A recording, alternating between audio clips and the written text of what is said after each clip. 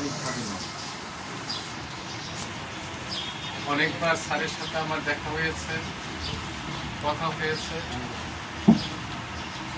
আমি যতটুকু দেখেছি, একজন শিক্ষকের মধ্যে যে প্রজ্ঞা, যে আদর্শ, যে সততা, যে নৈতিকতা থাকার কথা, এক কথায় যত গুণাবলী একজন শিক্ষকের থাকতে হয়, আমার মনে হয় সকল গুণাবলীকে অতিক্রম করে তিনি তার নিজস্ব একটা আলাদা জগৎ তৈরি করতে সক্ষম হয়েছিলেন। সেই মহান শিক্ষক, প্রজ্ঞায় উজ্জ্বল তুমি, সর্বদুঃখ জয়ী, সদাহাস্য, সদালাপী, সাহসী, সংগ্রামী, তৎপুই নির্ভয় সত্যাগ্রহ, মহান শিক্ষাবিদ, মহান শিক্ষক মরহুম জনাব মোহাম্মদ আমজাদ হোসেন পরিধান বিভাগ নিজ শিক্ষা প্রতিষ্ঠান নরসিংদী এবং বাংলাদেশকে তুমি ভালোবেসেছিলে অসীম অশেষ, তাই সব মানুষের ভালোবাসা নিয়ে যুদ্ধজয়ী এক সফল সৈনিকের ব্যাপক সত্তাকে পুঁজি করে আজ তুমি আমাদের মধ্য থেকে চিরতরে বিদায় পেয়ে রয়েছ ঘুমিয়ে সুচির বিশ্রামে। তুমি হয়তোবা সুখের গন্তব্যে যাত্রা করেছ, কিন্তু চালকবিহীন এক যানবাহনের যাত্রী করে মহাসড়কের মাঝপথে এক হতাশাময় বাস্তবতায় আমাদেরকে রেখে গিয়েছ।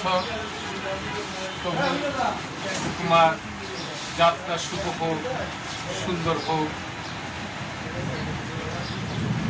সেই মহান মানুষটি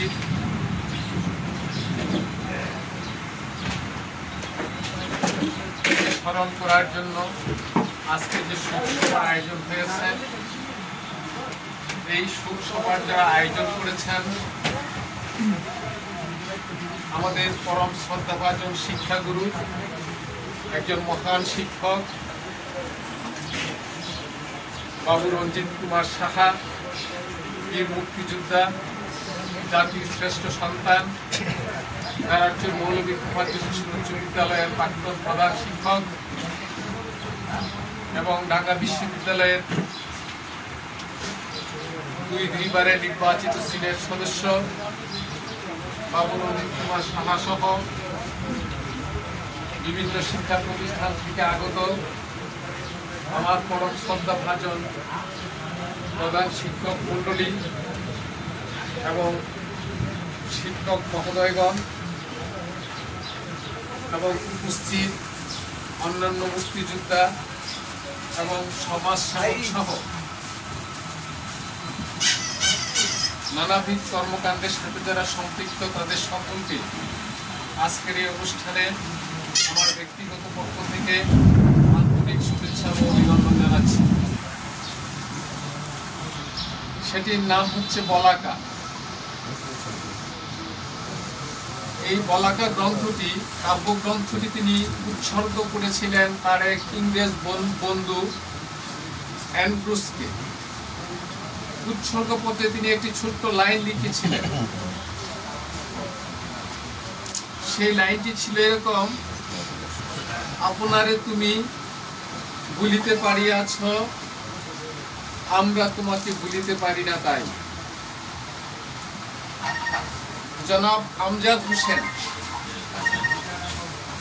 এমন একজন শিক্ষক ছিলেন, এমন একজন মানুষ ছিলেন, এমন একজন নিবেদিত প্রাণ নেতা ছিলেন যিনি নিজেকে সম্পূর্ণভাবে উজাড় করে দিতে পেরেছিলেন, যিনি নিজেকে সম্পূর্ণভাবে ভুলে যেতে পেরেছিলেন এবং নিজেকে উৎসর্গ করেছিলেন, নিজের শিক্ষা প্রতিষ্ঠানকে কেন্দ্র করে নিজেকে সম্পূর্ণভাবে উৎসর্গ করেছিলেন, সমাজকে উদ্দেশ্য করে নিজেকে সম্পূর্ণভাবে উজাড় করে দিয়েছিলেন প্রগতিশীল আন্দোলনকে সংগঠিত করার জন্য।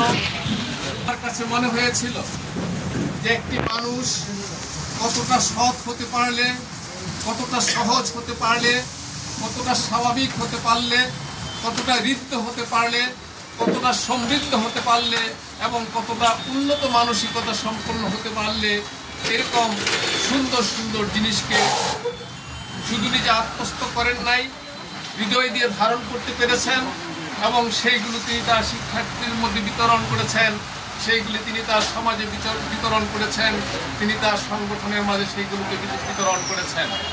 সেই কবিতার দু একটি লাইন উনি এরকমভাবে উচ্চারণ করেছেন, দুঃখ দিনের দুঃখ পাইতে পাবো, চাই না শান্তি সান্ত্বনা নাহি চাবো, পাড়ি দিতে নদী হাল ভাঙ্গে যদি, ছিন্ন পালের কাছে মৃত্যুর মুখে দাঁড়িয়ে জানিব তুমি আছো আমি আছি। দুজনের চোখে দেখেছি জগৎ, দুহারে দেখেছি দুহে, মরুপথতাপ দুজনে নিয়ে এসেছে, ছুটিনি মোহন মরিচিকা পিছে পিছে, বুলাইনি মন সত্তরে করি মিছে, এই গৌরবে চলিব যতদিন দুহে বাঁচি, এ বাণী প্রেয়সী হোক মহিয়সী, তুমি আছো আমি আছি। রবীন্দ্রনাথ বলেছেন সত্য কঠিন, কিন্তু সেই কঠিনকে ভালোবাসিলাম। সেই কঠিনকে যে ভালোবাসতে পেরেছিলেন, এই নির্মমতাকে যিনি ভালোবাসতে পেরেছিলেন, এই নিষ্ঠুরতাকে যিনি ভালোবাসতে পেরেছিলেন, তিনি হচ্ছেন আমাদের মরহুম জনাব মোহাম্মদ আমজাদ হোসেন মাস্টার। আজকের এই দিনে আমি তার বিদেহী স্মৃতির প্রতি গভীর শ্রদ্ধা নিবেদন করছি। তার পরিবারের সদস্য অর্থাৎ তার ছেলে এখানে এসেছেন। আমি আজকের আয়োজক কমিটির পক্ষ থেকে তার ছেলের প্রতি বিশেষভাবে কৃতজ্ঞতা জ্ঞাপন করছি।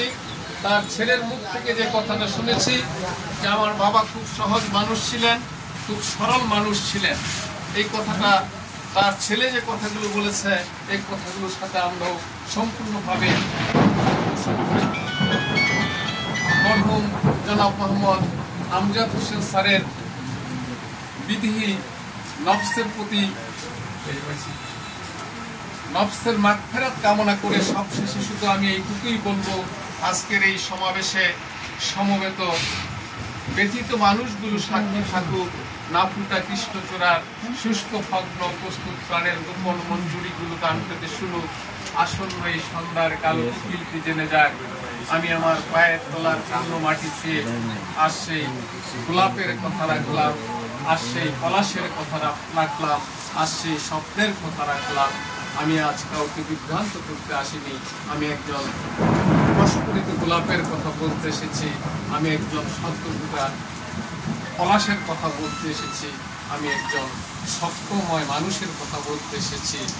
আমি কাউকে বিভ্রান্ত করতে আসিনি, আমি আমার হৃদয়ের কথা বলতে এসেছিলাম, আমি আমার আন্তরিকতার কথা বলতে এসেছিলাম, আমি আমার বিশ্বাসের কথা বলতে এসেছিলাম। সর্বোপরি জনাব মোহাম্মদ আমজাদ হোসেন স্যারের প্রতি আমি আমার ভালোবাসার কথা বলতে এসেছিলাম। সবাইকে ধন্যবাদ, ভালো থাকুন সবাই।